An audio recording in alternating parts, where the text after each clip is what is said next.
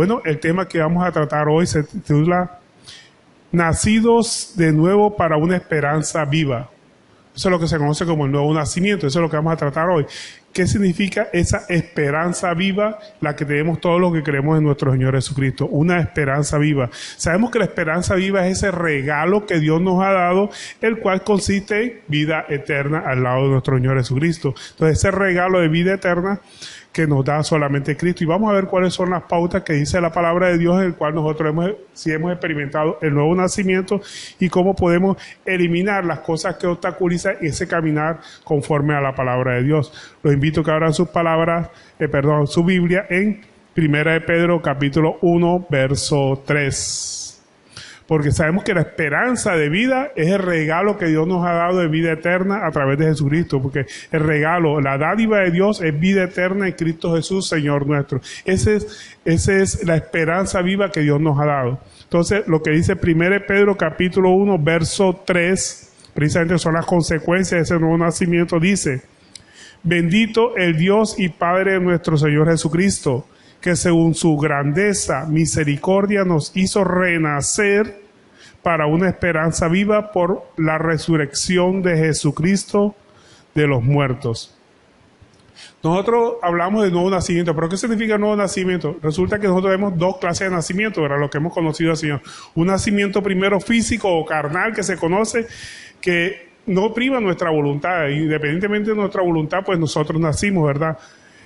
Pero desde que nosotros nacimos vivimos enemistados con Dios conforme al pecado original. Nosotros tenemos ese pecado original y somos rebeldes desde que nacemos, hacemos lo que a nosotros nos parece, tenemos una rebeldía contra Dios y somos egoístas desde que nosotros nacimos, egoístas contra nuestro prójimo. Imagínense usted que un niño recién nacido es egoísta, nada más piensa en sí mismo. Obviamente un niño, imagínate que va a pensar, solamente piensa en sí mismo, no importa a qué hora tiene hambre, pega su grito y despierta al papá, la mamá, lo que estén alrededor para que lo atienda. Si tiene frío, si tiene hambre, se hizo una necesidad, pues enseguida grita para que lo atienda, no importando a los demás. Bueno, ese egoísmo es natural en el hombre desde que nace, ¿verdad? Entonces nosotros desde que nacemos somos rebeldes con Dios y egoístas contra nuestros propios prójimos, contra nuestros prójimos.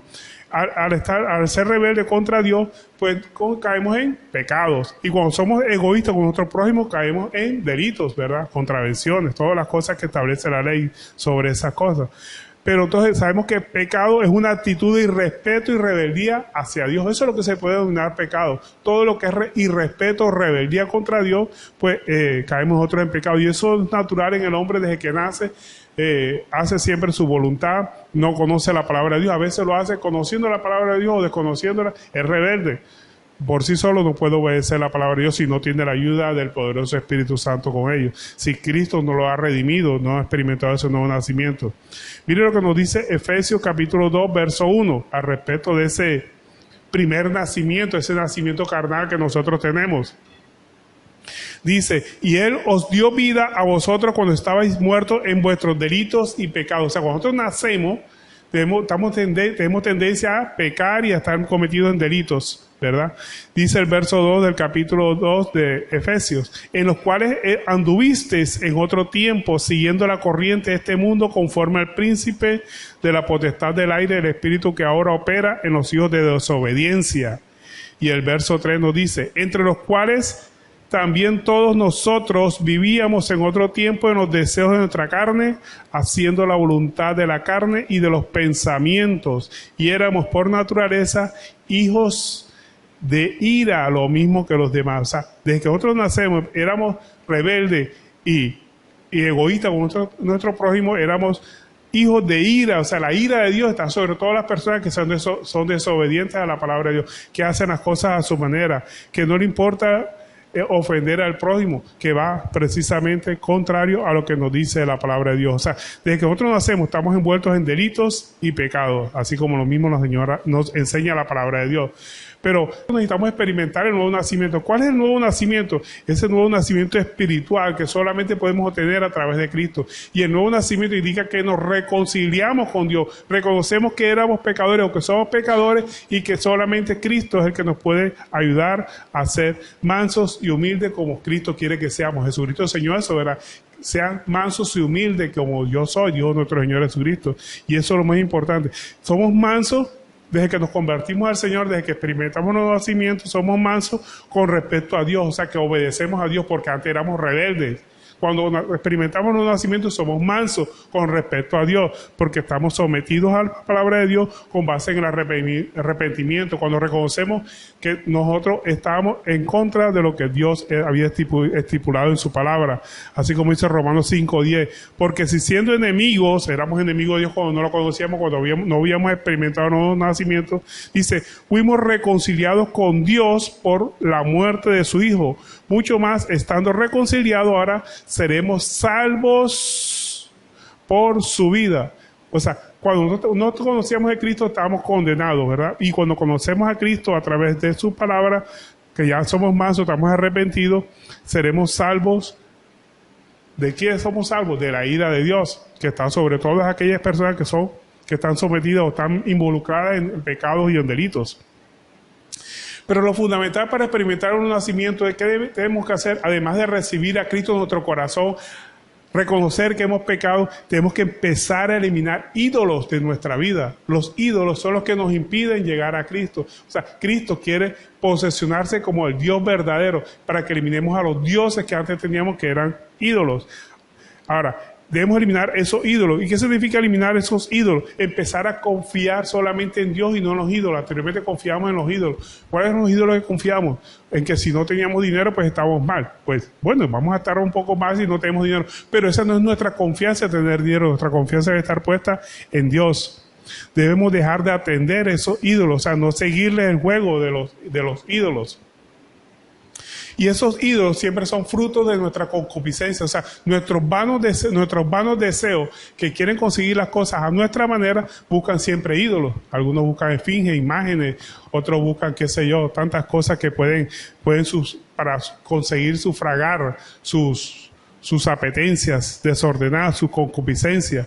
Así como dice 1 Pedro 4:3, dice, bástate ya el tiempo pasado para haber hecho lo que agrada a los gentiles, andando en lascivia, concupiscencia, embriagueces, orgías, disipaciones abominables e idolatrías. O sea, todas esas concupiscencias al final son ¿qué? Idolatría. ¿Por qué? Porque buscan satisfacer sus necesidades, pero fuera de los parámetros de Dios, fuera de lo que Dios ha dicho y ha expresado sobre nosotros. Entonces, son abominables idolatrías cuando nos dejamos mover por los ídolos que tenemos en nuestro corazón, que son movidos más por nuestra naturaleza pecaminosa, o son frutos de la concupiscencia más exactamente. Pero la promesa de Dios, ¿cuál es la promesa de Dios que tiene con aquellos que han experimentado un nuevo nacimiento? Si Él tiene un lugar, y más, el lugar más importante de nuestra vida, Él tiene una gran promesa que es cambiar nuestra vida. Él quiere cambiar nuestra vida, pero sí lo ponemos a Él en primer lugar en todo momento, que Él quiere reinar en nuestros corazones. Y cuando lo ponemos a Él en primer lugar en toda nuestra vida, Él nos hará libre de esa idolatría en que antes estábamos metidos, en esos ídolos que antes poseíamos. Empiezan a derribarse esos ídolos. Tendremos libre albedrío. Cuando conocemos y buscamos de Cristo, como dice la Escritura, empieza el libre albedrío. ¿Qué significa libre albedrío?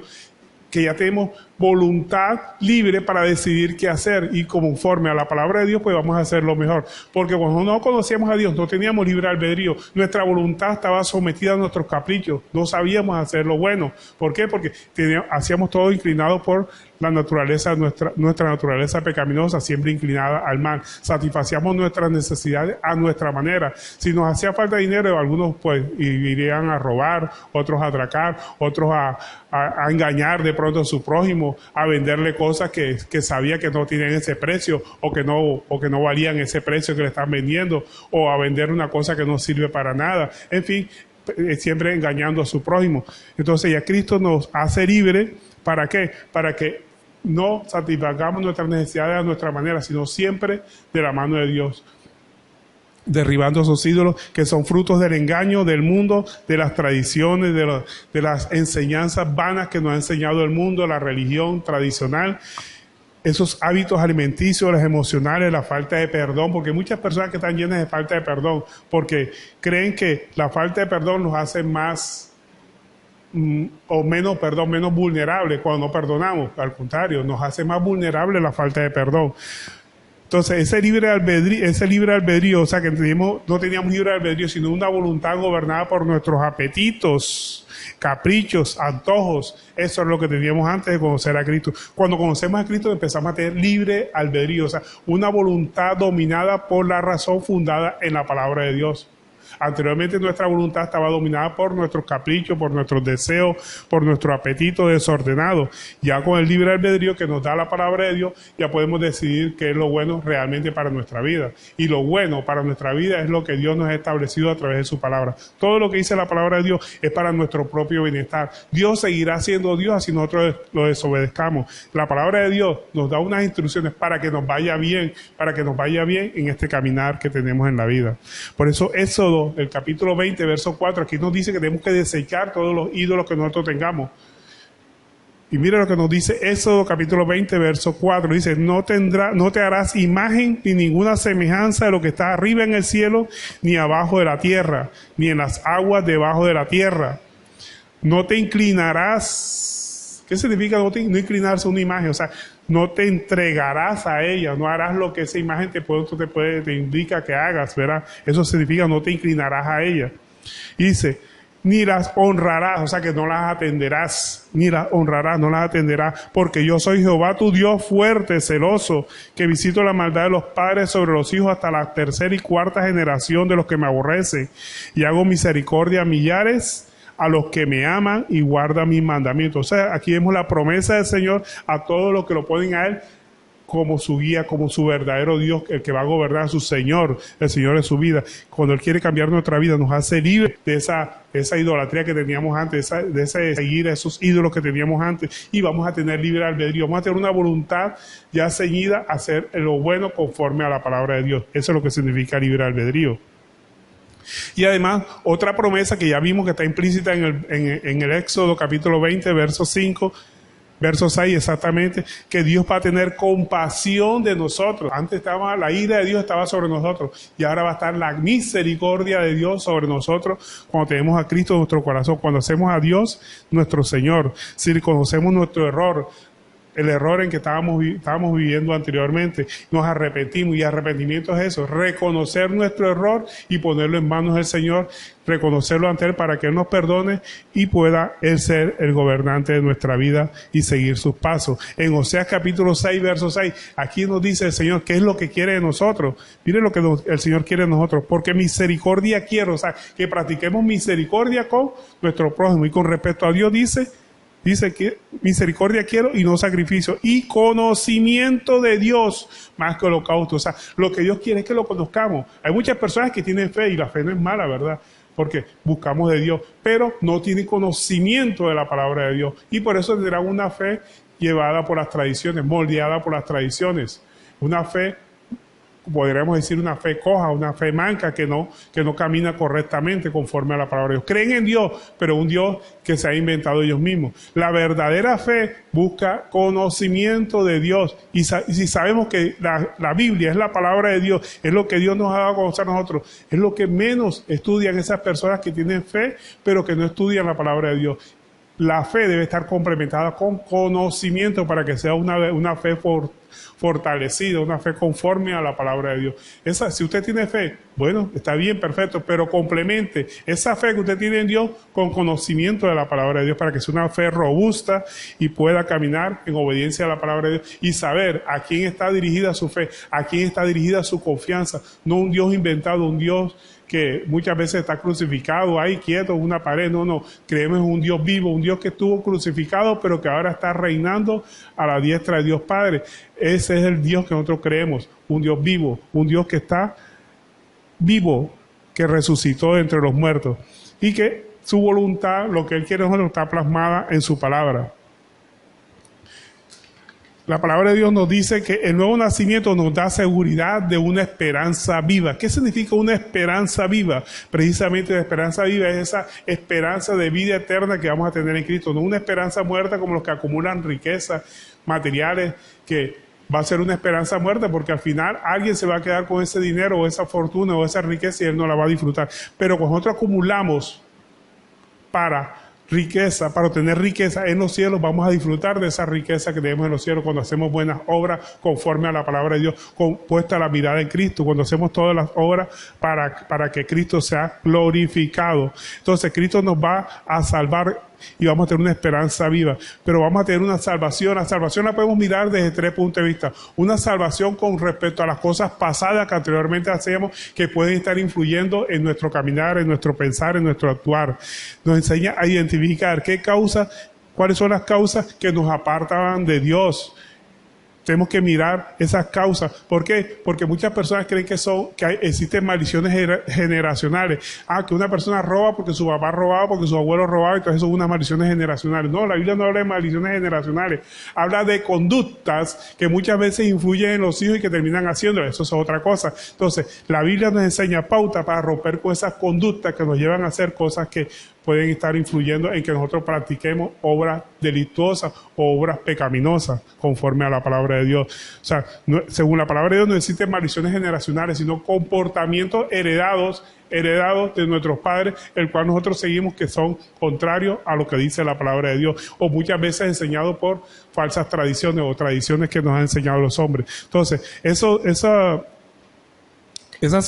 salvación pasada tiene que ver con respecto a ídolos externos de nosotros, conforme a las enseñanzas de hombres fundadas en ideas y razonamientos, filosofías huecas de hombres, ¿verdad? Que nos inducen al error. O tradiciones y prácticas, de pronto prácticas que son de índole familiar, tradiciones familiares que se han venido haciendo, y nosotros terminamos haciéndolas y siguiéndolas, creyendo que estamos haciendo cosas para Dios, cuando estamos haciendo cosas ordenadas por hombres y no por Dios, porque lo que Dios ordena está en su palabra, ¿verdad?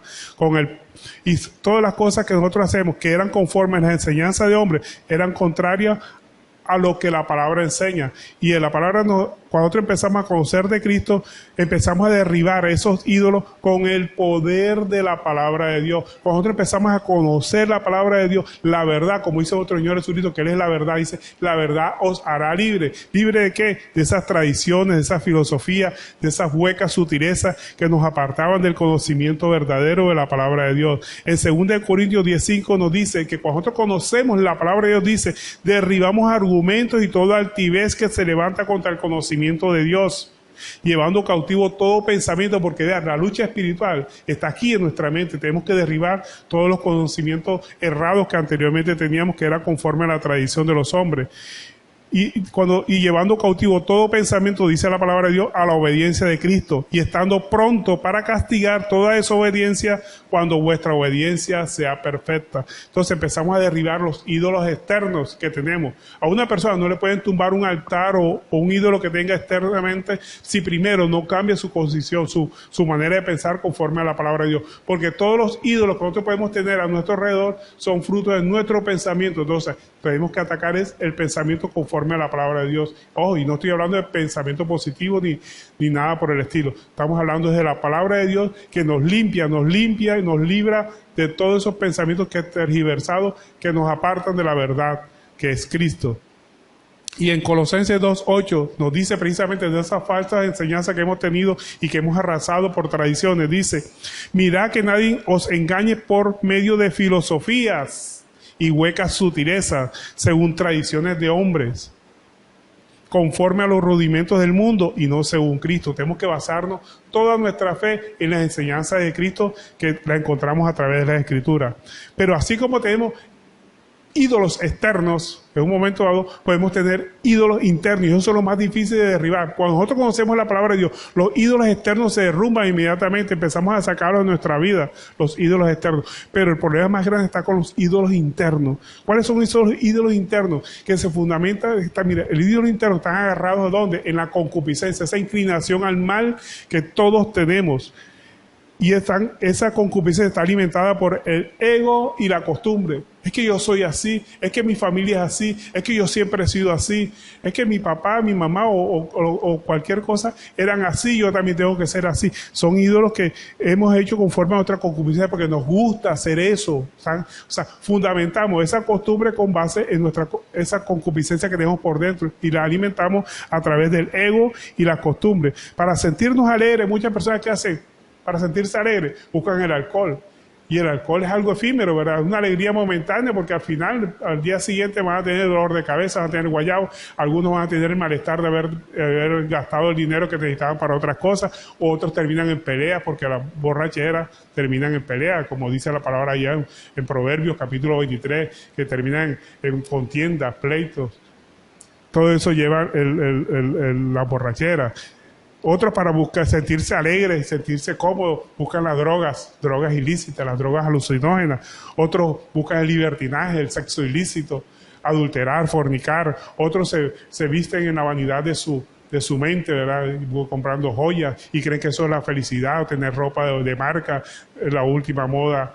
Y eso es la alegría, eso es la felicidad. Eso es lo que se denomina como efecto placebo.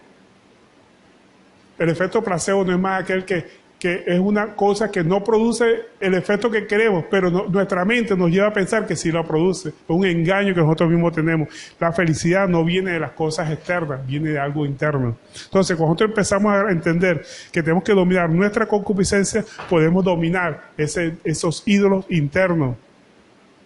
Esos ídolos internos que están fundamentados en la concupiscencia permanecen siempre en nuestro corazón. Por eso es que son más difíciles de vencerlos, porque siempre están ahí en nuestros corazones, están ahí en todo momento impulsándonos a desobedecer a Dios, porque son como la puerta por la cual entra la tentación, y la tentación no es más que una invitación a pecar. La invitación a pecar, eso es lo que es la tentación. Te invita a hacer cosas que son deshonestas o desagradables ante los ojos de Dios, inclusive ante las demás personas, es desagradable, pero lo hacen escondidas. Entonces, y terminamos viendo que cuando nosotros nos convertimos a Dios y hemos derribado muchos ídolos externos, esas cosas que anteriormente hacíamos, que eran nuestro deleite, se van a convertir en nuestra molestia, en nuestra debilidad. Por lo menos la persona que le gustaba adulterar, fornicar, andar en relaciones ilícitas, eso que era su deleite, ahora empieza a ser su molestia, su debilidad, porque lo hace salir en un momento dado del camino correcto, que es la presencia del Señor. Lo que antes nos gustaba empieza a ser molestia, pero cuando conocemos la palabra de Dios. El que no conoce la palabra de Dios, vea, una borrachera, unas relaciones ilícitas, una infidelidad, pues sale corriendo a hacerla, eso no es ningún problema para él, ¿verdad? Pero el que conoce de Dios, sí es problema para él cuando le viene la flora en sus sentimientos de hacer cosas deshonestas ante los ojos de Dios y ante los ojos de las demás personas. Entonces empieza la lucha, ¿verdad? Lo que antes era nuestro deleite y fortaleza empieza a convertirse en nuestra molestia y nuestra debilidad.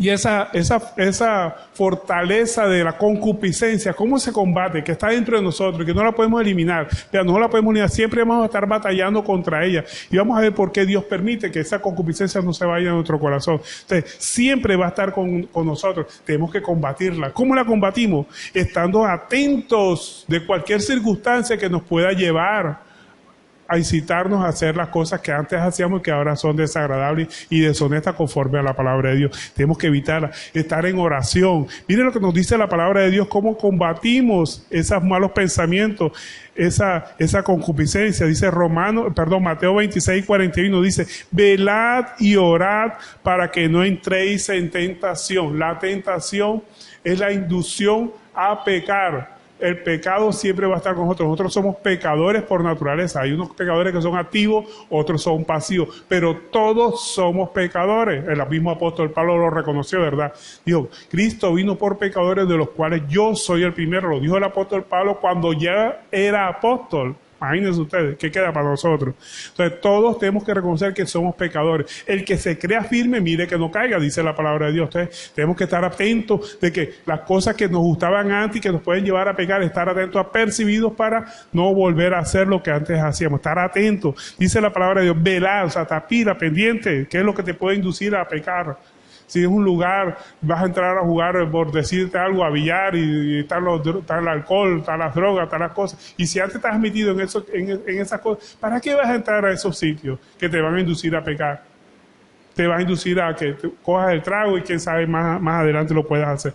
Si anteriormente pues te gustaba fornicar, adulterar, ¿qué haces tú en los lugares donde hay muchas muchachas lindas, estas cosas que te pueden levantar otra vez la lascivia? Tienes que evitarlo en todo momento.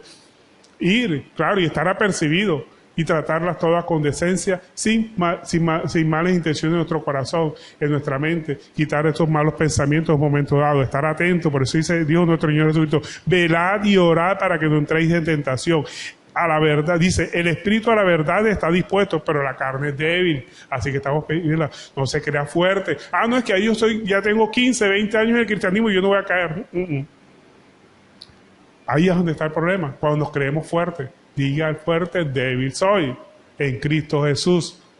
Diga el débil, fuerte soy. Solamente obtenemos fortaleza con Cristo, no porque ya seamos, pues tengamos años de estar en el cristianismo.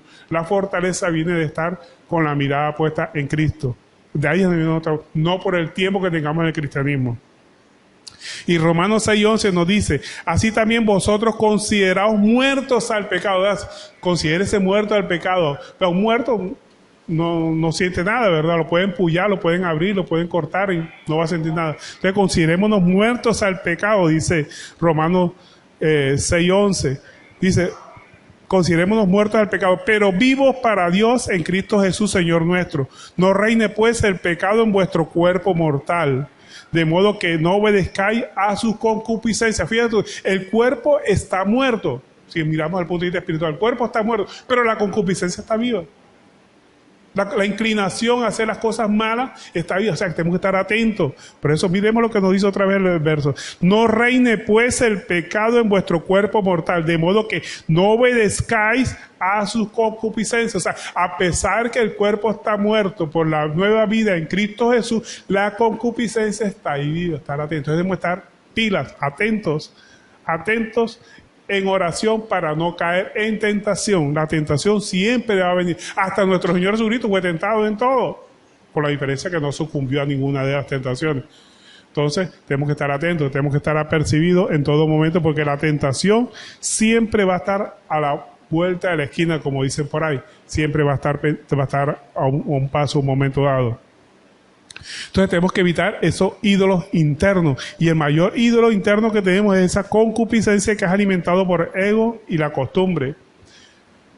Pero también vimos ahora que hay una salvación pasada, que es precisamente eliminar esos ídolos que tenemos externos e internos. Pero también tenemos una salvación presente cuando empezamos a vivir la nueva vida en Cristo. Esa salvación presente, con esa salvación presente, ¿qué es la salvación presente? Comprender que las tribulaciones por las que podamos estar pasando son necesarias para prepararnos para una vida futura, para prepararnos en una herencia futura. Todas las tribulaciones son las herramientas que Dios utiliza para prepararnos, para que aprendamos a depender de Él, para que aprendamos a deshacer la forma con que antes solucionábamos los problemas. La única forma de solucionar los problemas, de conseguir soluciones a ellos, es poner la mirada en Cristo, depender solamente de Él, que nuestra confianza siempre esté en Cristo Jesús, Señor nuestro. Entonces, entender que las circunstancias nos pueden traer dificultades, nos pueden traer preocupaciones, ansiedades. No hay cristiano que pueda decir que no tenga preocupaciones, que no tenga dificultades, que no tenga ansiedades. Eso lo vamos a tener en este mundo. Jesucristo lo dijo, ¿verdad? En el mundo tendréis aflicción, pero yo he confiado en el mundo. Entonces, ¿qué tenemos que hacer nosotros? Por el poder de Dios, no nos desanimamos, porque Cristo está con nosotros. No nos desanimamos a pesar que tengamos dificultades, adversidades, preocupaciones. No perdemos la calma. Vea, el problema de la ansiedad no es la ansiedad en sí, sino perder la calma por la ansiedad.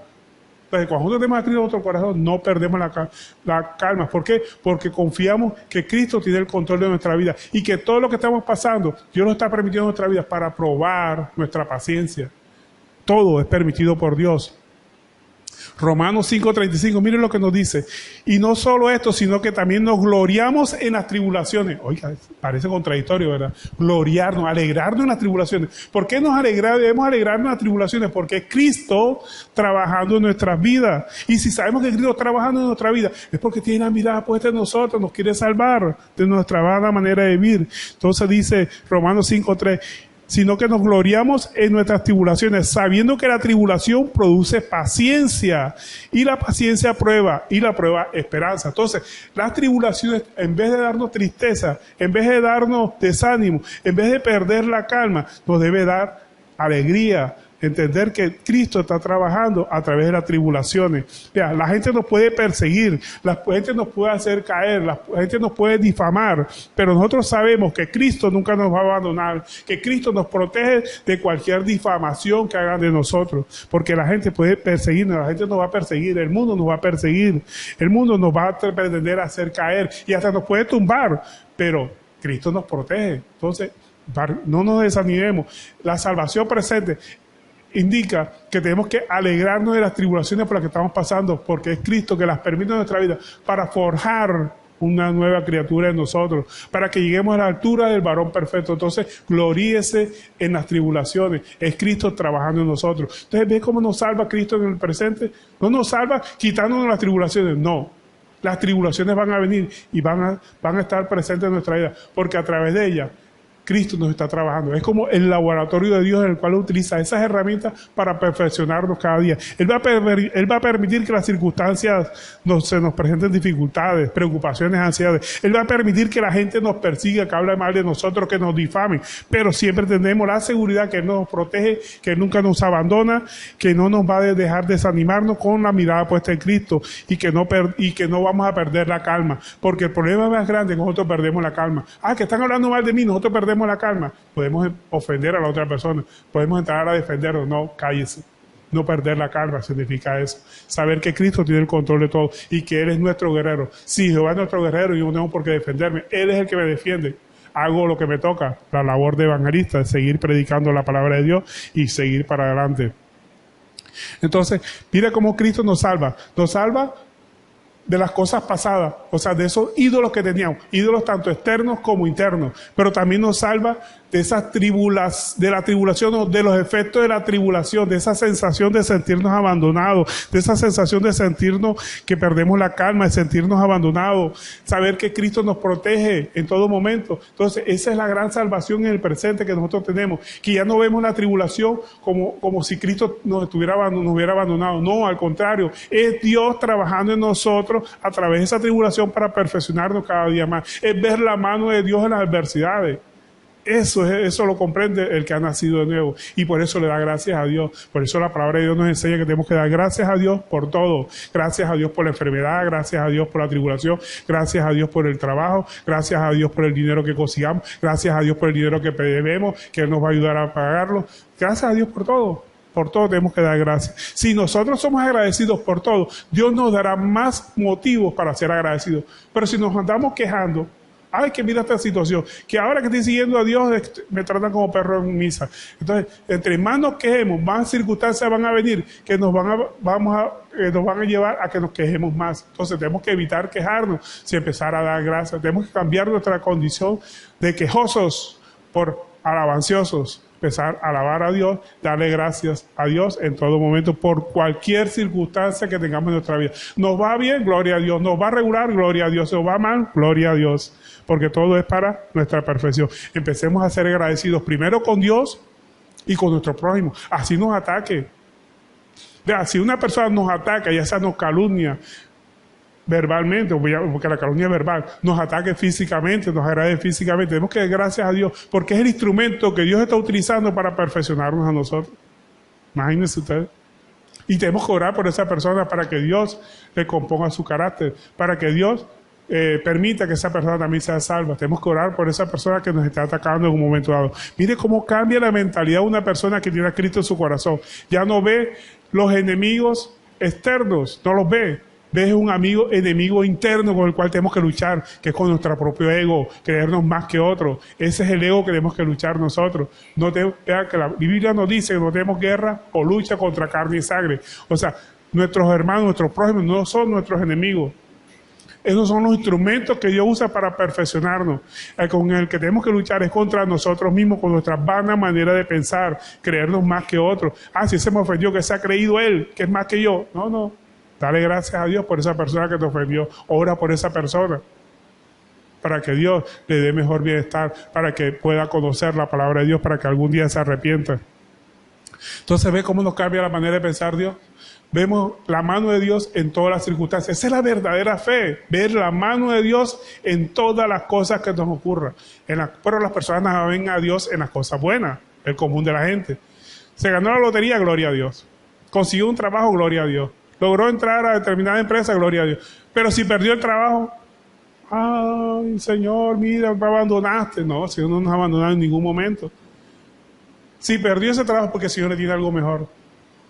Porque en ese trabajo de pronto usted iba a perder la salvación, se iba a volver al mundo. No sabemos el propósito de Dios. Pero lo que sí le puedo decir es que todo lo que nos ocurra conforme a su propósito, conforme a su propósito hemos sido llamados, todo es para nuestro bien. Mire Romanos 8:28. Todo lo que nos ocurra es para nuestro bien. Así a nosotros nos parezca mal en el corto plazo, pero sabemos que todo es para nuestro bien. Después de unos años usted se dará cuenta, ve, si no me hubiera pasado tal cosa, yo no estuviera en el lugar que estoy ahora en Cristo Jesús, que es lo mejor que podemos tener nosotros. Pero así como nosotros nos salva de nuestra posición anterior, de esos ídolos externos y internos que teníamos, nos salva de nuestra manera de ver las circunstancias adversas de nuestra vida, también nos está salvando de una posición futura por su palabra. Vea, todo lo que nosotros vemos, la tierra, las galaxias, las estrellas, todas las cosas fueron creados por el poder de su palabra. Solamente Dios habló y fueron creadas. Y así como Dios habló y fueron creadas las cosas, Dios ya ha hablado que va a crear cosas futuras para los que creen en Él. Y si así como su palabra tuvo el efecto sobre cosas que fueron creadas y que nosotros estamos viendo ahora, así también cosas que todavía no hemos visto, que están en su palabra, también van a existir. ¿Amén? Esa es la confianza que tenemos en Cristo, que todo lo que Él dice se cumple. Veremos su promesa cumplida y esa es su gran promesa, la mejor promesa que nosotros tenemos, la esperanza de vida, que todo lo que Él ha prometido lo veremos cumplido con nuestros propios ojos. Hebreos 11:3, mira lo que nos dice Hebreos 11:3 sobre el futuro que nos espera, sobre ese primer futuro que vieron muchas personas y que todo fue construido por el poder de su palabra. Mire lo que dice Hebreos 11:3, dice, por la fe que está fundada en la palabra, una fe fundada en la palabra, porque si la fe está fundada en tradiciones, es una fe que está manca, coja. La fe tiene que estar fundada en la palabra. Dice, por la fe entendemos haber sido constituido el universo por la palabra de Dios, de modo que lo que se ve fue hecho de lo que no se veía. O sea, eso no, la tierra no se veía, estaba desordenada y vacía, y Dios la ordenó en un momento, todo con el poder de su palabra. De la misma forma, lo que nosotros no vemos ahora, que es estar con Cristo, Dios lo ha prometido en su palabra y lo veremos. Esa es la gran promesa de esperanza de vida eterna, la esperanza viva que tenemos a través de su palabra. Y lo confirma Isaías 66:17. Miren lo que nos dice Isaías 66:17. Isaías 65:17 dice, porque he aquí que yo crearé nuevos cielos y nueva tierra, y de lo primero no habrá memoria, ni más vendrá el pensamiento, mas os gozaréis y os alegraréis para siempre en las cosas que yo he creado, porque he aquí que yo traigo a Jerusalén alegría y a su pueblo gozo. A nosotros nos va a traer ese gozo indescriptible que es estar en su presencia, gozando de su presencia, cuando Cristo venga en su gloria. Entonces, Dios nos fortalece en nuestras debilidades confesadas. Tenemos que confesar nuestras debilidades, confesar que Cristo, saber que Cristo siempre está con nosotros. Esas debilidades, esas tentaciones que nosotros tenemos y que no sabemos cómo dominarlas, Cristo nos da la fortaleza para dominarlas. Vea, el mismo apóstol Pablo reconoció su debilidad. ¿Y qué hizo cuando él vio que tenía una debilidad que lo estaba apartando de Dios? Fue y en oración y le rogó 3 veces al Señor que le quitara eso que lo apartaba del camino del Señor. ¿Qué te está apartando a ti del camino del Señor? No lo sé. Solamente tú lo sabes. Díselo al Señor. Eso esa tentación grande que tienes en tu corazón, que te aparta del Señor. Y mira lo que dijo el apóstol Pablo. Y él reconoció que esa tentación, esa inclinación al mal, o ese acto de concupiscencia que tenía en su corazón, Dios lo permite en nuestra vida. ¿Para qué? Para que aprendamos a confiar en Él. Mire lo que nos dice Romanos 12:7. Dice, y para que la grandeza de las revelaciones no me exaltase desmedidamente, me fue dado un aguijón en mi carne, un mensajero de Satanás que me abofetee, para que no me enaltezca sobremanera, respecto de la cual 3 veces he rogado al Señor que me lo quite de mí. Y me ha dicho, bástate mi gracia, porque mi poder se perfecciona en la debilidad. pero él se lo confesó. Él le confesó la debilidad que tenía, que lo estaba apartando del Señor. Pero el Señor le dijo, bástate mi gracia. Tiene que bastarnos nuestra gracia. Que saber que el poder de Dios se está perfeccionando en nosotros, en nuestra debilidad. Y sigue diciendo el verso, por tanto, de buena gana me gloriaré más bien en mis debilidades. Tenemos que gloriarnos en esas debilidades que Dios las ha permitido en nuestra vida para que crezcamos más a la altura del varón perfecto. Dice, para que repose sobre mí el poder de Cristo. Y sigue diciendo el verso 10, por lo cual el amor a Cristo, por amor a Cristo me gozo en las debilidades, gócese en las debilidades. Esa que supuestamente lo aparta del Señor, el Señor lo va a fortalecer. Dice, en afrentas, en oprobios que le haya hecho a alguien, en insultos que de pronto le hayan hecho, en necesidades, en persecuciones, en angustia, porque cuando soy débil, entonces soy fuerte. Entonces Dios permite todas esas adversidades en nuestra vida para forjar un nuevo corazón fuerte conforme a su palabra. Él no nos los va a quitar, Él nos va a dar su fortaleza. Y eso es lo que ha dicho el Señor en su palabra. Entonces Dios nos fortalece en nuestras debilidades confesadas. Mire que el apóstol Pablo la confesó. Pero si usted se cree fuerte y no las confiesa, pues posiblemente el Señor no lo ayude. La palabra de Dios no lo dice, pero yo podría decir eso. Pero sí es importante que confesemos nuestras debilidades al Señor, para que cuando nosotros las confesamos, el Señor nos va a fortalecer para que no caigamos en esa debilidad. Y en 1 Pedro 1:4 dice, cuando nosotros confesamos nuestras debilidades, cuando quitamos esos ídolos que hay en nuestra vida, miren lo que sigue diciendo 1 Pedro 1:4. ¿Qué obtenemos? Para una herencia incorruptible, incontaminada e inmarcesible, reservada en los cielos para nosotros. Y el verso 5 nos dice que sois guardados por el poder de Dios mediante la fe para alcanzar la salvación que está preparada para ser manifestada en el tiempo postrero. Mire toda la esperanza de vida eterna que tenemos nosotros, que vamos a tener su fortaleza de esa herencia inmarcesible, incomitada, que para todos los que confiamos en Dios. Cuando nosotros confiamos en Dios, Dios nos dará todo lo que prometió y nos fortalecerá para que lo podamos alcanzar. Pero cuando confiamos en Dios, cuando hemos quitado los ídolos que teníamos anteriormente en nuestra vida, llámese dinero, llámese prosperidad, llámese casa, a veces tienen los ídolos, llámese familia, porque a veces hay personas que tienen a su familia como ídolos, todos esos ídolos, poner a Cristo en primer lugar en todo momento. Tenemos que confiar solamente en Él. Tenemos que derribar los dioses en los que antes confiamos. ¿En qué confía usted para tener seguridad? Hay que derribarlo y confiar solamente en Dios. El único que nos da tranquilidad, en el que debemos confiar, es en Cristo Jesús. Él es el único que debemos tener. Si nosotros lo hacemos, Él nos protege con su poder, nos salva conforme a su palabra. Entonces, la esperanza viva en la que se centra este mensaje es que recibir todos los beneficios. Para recibir todos los beneficios debemos incluir